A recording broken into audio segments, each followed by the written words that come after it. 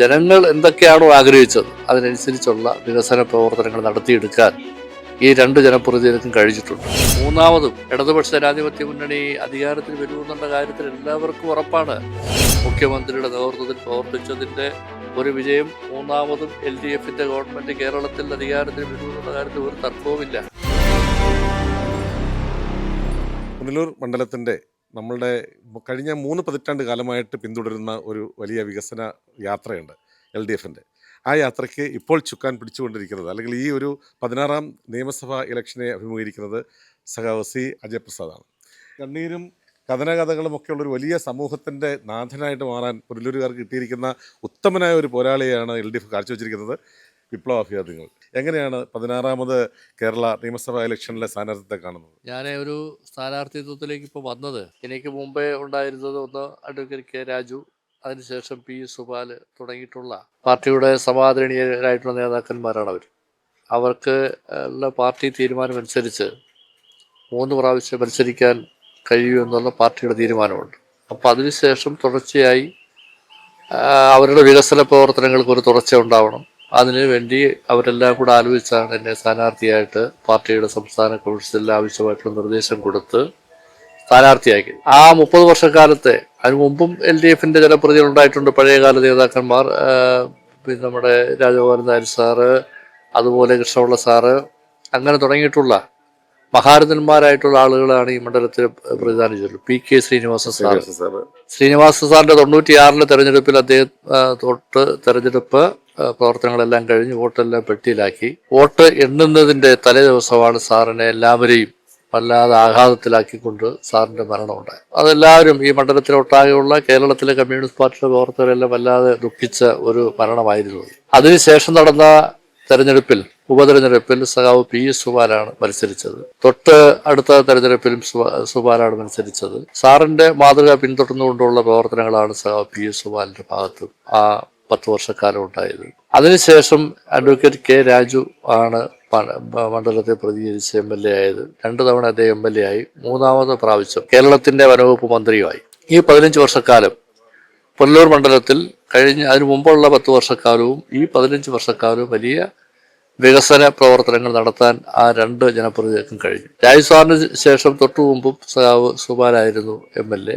പൊതുവിൽ പറഞ്ഞാൽ കഴിഞ്ഞ 10 വർഷക്കാലത്തെ ഇടതുപക്ഷ ജനാധിപത്യ മുന്നണി ഗവൺമെന്റിന്റെ കേരളത്തിലൊട്ടാകെയുള്ള വികസന പ്രവർത്തനങ്ങൾ, അത് പുനലൂർ മണ്ഡലത്തിൽ എന്തെല്ലാം ചെയ്യാൻ കഴിയാമോ ആ വികസനത്തിന്റെ നല്ല ഭാഗവും, ഒരുപക്ഷെ പുനലൂർ കേരളത്തിന്റെ മുഖച്ഛായ മാറിയതുപോലെ തന്നെ പുനലൂർ മണ്ഡലത്തിന്റെ മുഖച്ഛായ മാറ്റിയെടുക്കാൻ പ്രതിജ്ഞാബദ്ധതയോടുകൂടി ഈ 2 ജനപ്രതിനിധികളും എനിക്ക് മുമ്പുണ്ടായിരുന്നവർ പ്രവർത്തിച്ചിട്ടുണ്ട്. അത് പുനലൂർ താലൂക്ക് ആശുപത്രി ആയാലും കേരളത്തിലെ സ്കൂളുകളെല്ലാം നവീകരിച്ച ഘട്ടത്തിൽ പുനലൂർ മണ്ഡലത്തിലെ എല്ലാ സ്കൂളുകളും, സർക്കാർ സ്കൂളുകളും നല്ല നിലയിൽ അതിൻ്റെ വികസനങ്ങൾ നടപ്പിലാക്കി. വലിയ വലിയ കെട്ടിടങ്ങളും കുട്ടികൾക്ക് പഠിക്കാൻ ആവശ്യമായിട്ടുള്ള എല്ലാ സൗകര്യങ്ങളും ആ സ്കൂളുകളിലൂടെ ഉണ്ടാക്കിയിട്ടുണ്ട്. റോഡുകളുടെ വികസനങ്ങൾ, മലയോര ഹൈവേ തുടങ്ങിയിട്ടുള്ള ജനങ്ങൾ എന്തൊക്കെയാണോ ആഗ്രഹിച്ചത് അതിനനുസരിച്ചുള്ള വികസന പ്രവർത്തനങ്ങൾ നടത്തിയെടുക്കാൻ ഈ 2 ജനപ്രതിനിധികൾക്കും കഴിഞ്ഞിട്ടുണ്ട്. സ്വാഭാവികമായും അതിൻ്റെ ഒരു ഭരണ തുടർച്ച എന്നുള്ള നിലയിൽ മണ്ഡലത്തിലെ ജനങ്ങൾ ആഗ്രഹിക്കുന്നതനുസരിച്ച് നിലവിലുള്ള ആ വികസന പ്രവർത്തനങ്ങൾ കുറച്ച് പൂർത്തീകരിക്കാൻ കഴിയണം. തുടർന്ന് പുതിയ പുതിയ ജനങ്ങളിപ്പോൾ ഉന്നയിച്ചിട്ടുള്ള ആവശ്യങ്ങൾ ജനങ്ങളുടെ കൂട്ടായ്മയിലൂടെ അവരുമായിട്ടും കൂടെ ആലോചിച്ച് ധാരാളം പ്രവർത്തനങ്ങൾ നമുക്ക് നടത്തേണ്ടതായിട്ടുണ്ട്. ഇന്ത്യയിൽ തന്നെ ഏറ്റവും മികച്ച ഒരു multi speciality taluk headquarters, hospital headquarters കേരളത്തിലാണ്. ആദ്യമായി തുടങ്ങിയത് പുനലൂരാണ്. അതിന് തുടക്കം കുറിച്ചത് അന്ന് ഇവിടുത്തെ MLA രാജു സാറായിരുന്നു. അന്ന് നമ്മുടെ ധനകാര്യ വകുപ്പ് മന്ത്രി തോമസ് ഐസക് അടക്കമുള്ള ആളുകളുടെ നല്ല ഇടപെടലും ആ കാര്യത്തിൽ. ആരോഗ്യവകുപ്പ് മന്ത്രി, അന്നത്തെ ഹോസ്പിറ്റലിലെ സൂപ്രണ്ട് ഷാഗർ ഷാ തുടങ്ങിയിട്ടുള്ള ആളുകളുടെ എല്ലാം ശ്രമപരമായിട്ട് വന്ന, അത് മാതൃകാപരമായി പുനലൂരാണ് ആദ്യം ഈ ആശുപത്രി വികസനത്തിന് തുടക്കം കുറിച്ചത്. വലിയ ജനങ്ങളുടെ ഇടയിൽ വലിയ താല്പര്യപൂർവ്വമായിട്ടുള്ള ഒരു അനുഭവമാണ് ജനങ്ങൾക്കുണ്ടായിട്ടുള്ളത്. കുറച്ച് ആളുകളെല്ലാം ഇപ്പോൾ ഏതാണ്ട് 4000-3500 രോഗികളാണ് ആശുപത്രിയിൽ പ്രതിദിനം വന്നുകൊണ്ടിരിക്കുന്നത്. ഒരു വർഷത്തെ ഫണ്ട് പൂർണ്ണമായും ഉപയോഗിച്ചുകൊണ്ടാണ് അച്ചൻകോവിൽ അലവുക്ക് റോഡിന്റെ പ്രവർത്തനം നടത്തിയത്.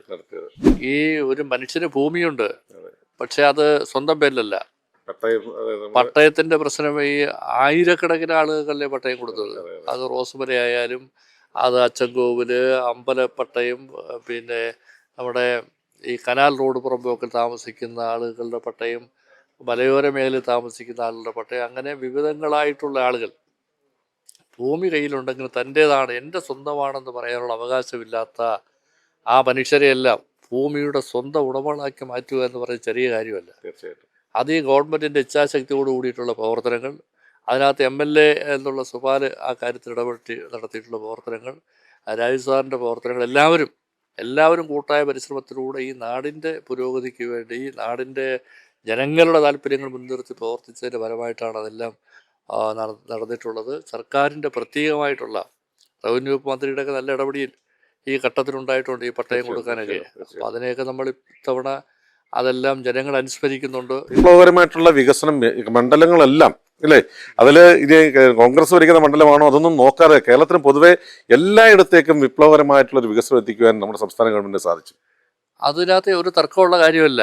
രാഷ്ട്രീയ എതിരാളികൾ അവരുടെ രാഷ്ട്രീയ താല്പര്യത്തിന് വേണ്ടി ചില അഭിപ്രായങ്ങൾ പറയുന്നു എന്നുള്ളതല്ലാതെ ജനസമൂഹം ഒട്ടാകെ കഴിഞ്ഞ 10 വർഷക്കാലത്തെ പുത്തൻ അനുഭവങ്ങളെ സംബന്ധിച്ച്, അവർ പ്രതീക്ഷിക്കാത്ത വികസന പ്രവർത്തനങ്ങൾ നടന്നതിനെ സംബന്ധിച്ച് എല്ലാം ജനങ്ങളുടെ ഉള്ളിൽ അതെല്ലാം ഉണ്ട്. അതെല്ലാം ഈ എതിരാളികൾ നടത്തുന്ന അനാവശ്യ പ്രചരണങ്ങളെല്ലാം അതിജീവിച്ചുകൊണ്ട് ജനങ്ങൾ ഇപ്പോൾ തവണ വോട്ട് ചെയ്യാൻ പോവുക.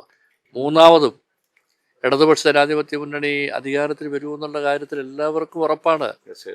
ഏതെങ്കിലും മന്ത്രിമാരെ സംബന്ധിച്ച് മന്ത്രിസഭയിലെ ആരെങ്കിലും കുറിച്ച് അഴിമതി ആരോപണങ്ങൾ ഒരു കാലഘട്ടത്തിലും ആരും പറഞ്ഞിട്ടില്ല. എല്ലാ മന്ത്രിമാരും അവരവർക്കുള്ള ജോലികൾ ഉത്തരവാദിത്വത്തോട് നിർവഹിച്ചു, സത്യസന്ധതയോട് നിർവഹിച്ചു, അർപ്പണ മനോഭാവത്തോടുകൂടി ആ മന്ത്രിസഭയിൽ ഒട്ടാകെയുള്ള എല്ലാവരും മുഖ്യമന്ത്രിയുടെ നേതൃത്വത്തിൽ പ്രവർത്തിച്ചതിൻ്റെ ഒരു വിജയം മൂന്നാമതും LDFന്റെ ഗവൺമെൻറ് കേരളത്തിൽ അധികാരത്തിൽ വരുമെന്നുള്ള കാര്യത്തിൽ ഒരു തർക്കവുമില്ല. തീർച്ചയായിട്ടും. പുനലൂർ നിവാസികൾക്ക് ഒരു MLA ആയിട്ട് തിരികെ വരുമ്പോൾ ആദ്യം നമ്മൾ പ്രവർത്തിക്കുന്ന ഏത് മേഖലയിലായിരുന്നു? ഞാൻ ജയിച്ച് വരുന്നതിന് ശേഷമുള്ള കാര്യങ്ങളെ സംബന്ധിച്ച് ഇപ്പോൾ പൂർണ്ണമായിട്ടും ഒരു തീരുമാനം എടുത്തിട്ടില്ല. എന്നാൽ കഴിഞ്ഞ നിരവധി വർഷങ്ങളായി, ഏതാണ്ട് 4 പതിറ്റാണ്ടിലേറെക്കാലം ആയി നടത്തുക പൊതുപ്രവർത്തനങ്ങൾ, രാഷ്ട്രീയ പ്രവർത്തനങ്ങൾ, നടന്ന നിരവധിയായിട്ടുള്ള തെരഞ്ഞെടുപ്പുകൾ, ഈ തെരഞ്ഞെടുപ്പുകൾക്ക് നേതൃത്വം കൊടുത്ത ആളെന്ന നിലയിൽ മണ്ഡലത്തിലൊട്ടാകെയുള്ള ജനങ്ങളുടെ വികാരങ്ങൾ മനസ്സിലാക്കാൻ കഴിഞ്ഞിട്ടുണ്ട്. ഒട്ടേറെ പ്രശ്നങ്ങൾക്ക് പരിഹാരം കാണാൻ വേണ്ടി കഴിഞ്ഞ MLA-മാരുടെ ശ്രമപരമായി നടപ്പിലാക്കിയിട്ടുണ്ട്.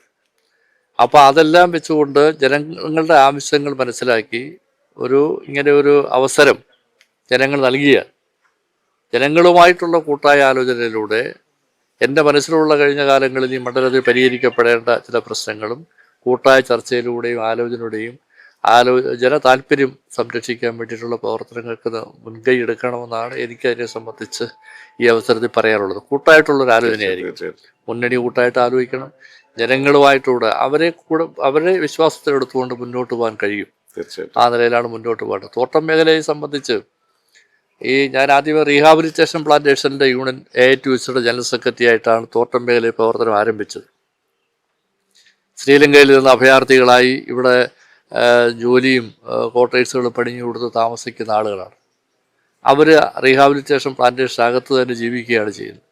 തമിഴ് വംശജരായിട്ടുള്ള ആളുകളെ മാറ്റി പാർപ്പിക്കപ്പെട്ട ഒരു ഇന്ത്യയും അതുപോലെ തന്നെ ശ്രീലങ്ക സർക്കാരും തമ്മിലുള്ള ഒരു കരാറിൻ്റെ അടിസ്ഥാനത്തിലാണ് ഇവരിവിടെ വന്നത്. ഞാൻ വരുന്നതിന് മുമ്പ് സഹാവ് P.O. സ്പെൻസർ ആശാൻ, അതുപോലെ O. ശ്രീധരൻ തുടങ്ങിയിട്ടുള്ള ആളുകൾ നേതൃത്വം കൊടുത്ത സംഘടനയാണ്. ശ്രീനിവാസൻ സാറുമായി യൂണിയൻ്റെ ഭാരവാഹിയായിട്ടുണ്ട്. അപ്പോൾ അതിനൊക്കെ ശേഷം കഴിഞ്ഞ 10, 18, 20 വർഷക്കാലമായി ഞാനതിൻ്റെ ജനറൽ സെക്രട്ടറിയായി പ്രവർത്തിക്കുക. അതൊരു യൂണിയൻ തൊഴിലാളി അല്ലെങ്കിൽ യൂണിയൻ ലീഡർ എന്നുള്ള ഒരു പരിവേഷം കൊടുക്കാതെ, അവർ വേറെ ഒരു സഹായവും പുറത്തുനിന്ന് കിട്ടാത്ത സന്ദർഭത്തിൽ അതിന് തൊഴിലാളികളോടൊപ്പം ചേർന്ന് അവർക്കുള്ള കുടുംബാംഗമായി നിന്ന് അവരുടെ എല്ലാ ജീവിത പ്രശ്നങ്ങളിലും ഇടപെടാൻ കഴിഞ്ഞു എന്നുള്ളതാണ് എൻ്റെ ഒരു ട്രേഡ് യൂണിയൻ പ്രവർത്തനത്തിൻ്റെ ശൈലി. അതുകൊണ്ടാണ് തോട്ടം മേഖലയിലെ മുഴുവൻ തൊഴിലാളികളും എന്നോട് വലിയ താല്പര്യം കാണിക്കുകയും അവരുടെ ഒരു സഹോദരനായി അല്ലെങ്കിൽ തുല്യരായിട്ടുള്ള ആളുകളും മകനായി ഒക്കെ കണ്ടുകൊണ്ടാണ് ഇപ്പോൾ ആ രംഗത്ത് റീഹാബിലിറ്റേഷൻ പ്ലാന്റേഷനിലെ തൊഴിലാളി സംഘടനാ പ്രവർത്തനം. തൊട്ട് അടുത്താണ് തെമ്മലവാലി എസ്റ്റേറ്റ് വർക്കേഴ്സ് യൂണിയൻ. ആ യൂണിയൻ്റെ ജനറൽ സെക്രട്ടറി ഇപ്പം ഞാനാണ്. അതും ഇതുപോലെ P.O. സ്പെൻസർ ആശാൻ, O. ശ്രീധരൻ തുടങ്ങിയിട്ടുള്ള കർമ്മനിരതരായിട്ടുള്ള ധാരാളം ആളുകൾ നേതൃത്വം കൊടുത്ത ഒരു സംഘടനയാണ്. അവിടെയും എനിക്ക് കഴിഞ്ഞ മൂന്നാല് വർഷമായി അവിടെ ചുമതല ഏറ്റെടുക്കേണ്ടി വന്നത്. ആ ഏറ്റെടുത്തതിന് ശേഷവും അവിടെയും ഇതുപോലെ തൊഴിലാളികളുടെ താല്പര്യങ്ങൾക്ക് മുൻതൂക്കം കൊടുത്തുകൊണ്ട് അവർക്കുള്ള ജീവിത രീതികളിൽ ആവശ്യമായിട്ടുള്ള ഇന്നത്തെ കാലഘട്ടത്തിലെ അനുസരിച്ചുള്ള മാറ്റങ്ങൾ വരണം. പഴയ ബ്രിട്ടീഷുകാരൻ്റെ കാലത്തെ ക്വാർട്ടേഴ്സുകളും കോളനികളും ആ നിലയിലുള്ള ജീവിത രീതിയാണ് അവർക്കുള്ളത്. അത് മാറ്റം വരണം. ഇന്നത്തെ കേരളത്തിൻ്റെ ജീവിത സാഹചര്യം അനുസരിച്ചുള്ള ലയങ്ങൾ മെച്ചപ്പെടുത്തണം, അവർക്കുള്ള ക്വാർട്ടേഴ്സുകൾ നല്ലതുപോലെ മെച്ചപ്പെടുത്തണം, അവർക്കുള്ള ജീവിത രീതിയിൽ തന്നെ മാറ്റങ്ങൾ വരുത്തണം, നല്ല ശമ്പളവും കിട്ടണം. ഇന്ന് കിട്ടിക്കൊണ്ടിരിക്കുന്ന ശമ്പളം ആ തൊഴിലാളികളുടെ കുടുംബങ്ങൾക്ക് മുന്നോട്ട് ജീവിച്ചു പോകാൻ കഴിയുന്ന നിലയിലുള്ള ശമ്പളം അല്ല. ഇപ്പോൾ കഴിഞ്ഞ PLC ആണ് അവിടുത്തെ ശമ്പള കരാർ നിശ്ചയിക്കുന്നത്. 3 വർഷത്തിലൊരിക്കൽ പ്ലാന്റേഷൻ ലേബർ കമ്മിറ്റി കൂടി തീരുമാനിക്കുന്ന ശമ്പളം ഫലത്തിൽ ആ തൊഴിലാളിക്ക് ഒരു കുടുംബ ജീവിതം മുന്നോട്ട് കൊണ്ടുപോകാൻ കഴിയുന്ന ശമ്പളമല്ല. അതുകൊണ്ട് പ്രായോഗികമായി ന്യായമായ ജീവിത ചര്യകൾ മുന്നോട്ട് കൊണ്ടുപോകാൻ കഴിയുന്ന ഒരു മാസം ഏറ്റവും കുറഞ്ഞത് ഒരു 700-750 രൂപയെങ്കിലും ശമ്പളമില്ലാതെ തൊഴിലാളിക്ക് ജീവിക്കാൻ കഴിയത്തില്ല. ആ നിലയിലേക്കുള്ളൊരു മാറ്റം വരും കാലങ്ങളിൽ ഉണ്ടാകണം എന്നാണ് ഞാൻ ആഗ്രഹിക്കുന്നത്, തൊഴിലാളികൾ ആഗ്രഹിക്കുന്നത്. അതിനാവശ്യമായി എന്തെല്ലാം ചെയ്യാൻ കഴിയാമോ അതിനെല്ലാം തുടർന്ന് ഇടപെടേണ്ടി വരും. അജയ്യനായ ഒരു തേരാളിയായിട്ട് പുനലൂരുകാർക്ക് കിട്ടിയിരിക്കുന്ന സ്ഥാനാർത്ഥി വിജയ ശ്രീലാളിതരായിട്ട് വരുമ്പോൾ കിഴക്കൻ മലയോര മേഖല, വിശിഷ്യ കിഴക്കൻ മലയോര മേഖലയിലെ തൊഴിലാളികളുടെ മുഖത്ത് അത് പ്രസാദമായി മാറട്ടെ, സന്തോഷത്തിന് പ്രസാദമായി മാറട്ടെ.